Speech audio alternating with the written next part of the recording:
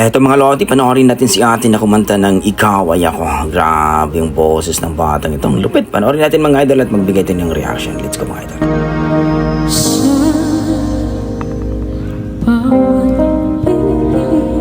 Oh shit! Oh shit! Wow! Grabe ang linis ng boses mga idol. Ibang klase ito. Kahit na itago pa, kahit na ilihim pa, kito ko sa iyong mata, tayong dalawa'y isa. Oh shit, grabe yung boses ito. Sama siya nagsasabi na kahit ng aking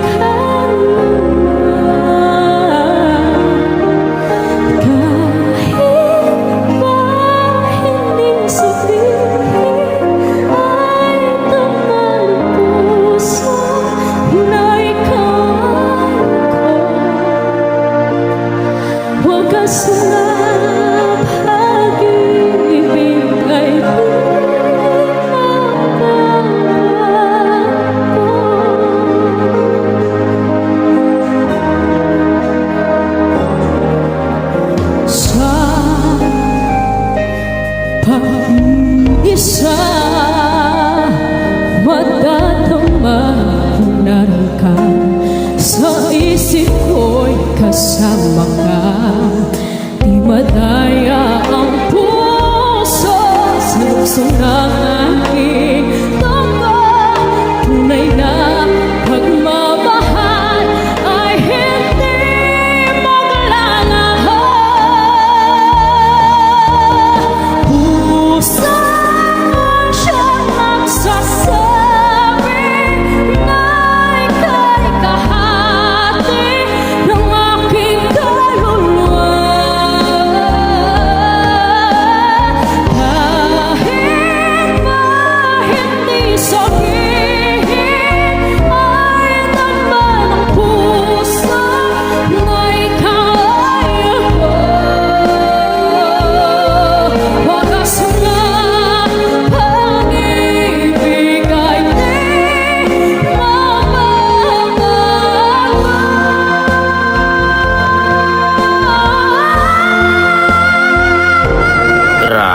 kung bumirit si ate mga idol, ibang klase.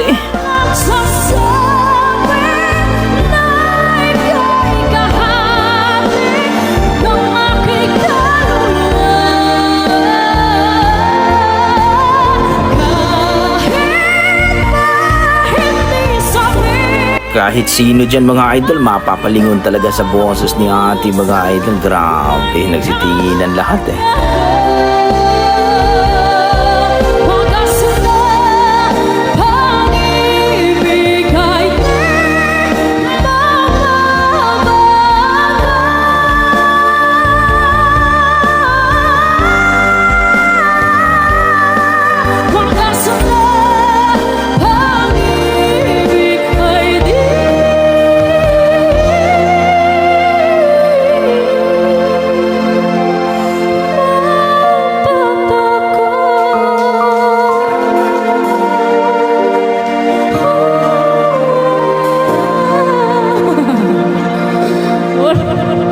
Wow, grabe naman ang boses ni ate mga idol. Ang sarap pakinggan at talagang mapapawaw ka na lang. Ang lamig ng boses, ang taas ng boses, yung tipong bumerit siya talagang ang sarap sa tenga mga idol. Iba kasi pag bumerit talagang medyo masakit sa tenga mga idol. Pero itong si ate, simple lang ang datingan pero halimaw pala sa kantahan. So, kayo mga idol, ano masasabi niyo dito? Nagustuhan ko sa kanya yung berit niya at saka yung pakulot niya na talagang ang sarap pakinggan mga idol, talagang maiinab ka. Pero ayon nga sa ating mga fans mga idol, pag sumali ito sa mga singing contest o PGT o tawag na katanghalan, sigurado mananalo ito mga idol. Grabe, kuhang-kuha talaga itong si Murasit Amon mga idol. Ikaw Ay Ako. Don't forget subscribe po sa YouTube channel ni Quotes Bamboo mga idol. Lagay ko na po sa description ng kanyang link mga idol. Grabe, na-amaze ako. So kayo mga idol, ano masasabi niyo sa kanyang performance at sa kanyang boses mga idol? Na-miss niyo ba? Nagustuhan niyo ba ang kanyang performance mga idol? Please comment down below mga idol para ating pag-usapan. Yan ang ating mga dugong Pinoy pagdating talaga sa kantahan, malupit talaga. God bless mga idol, ingat po kayo lagi.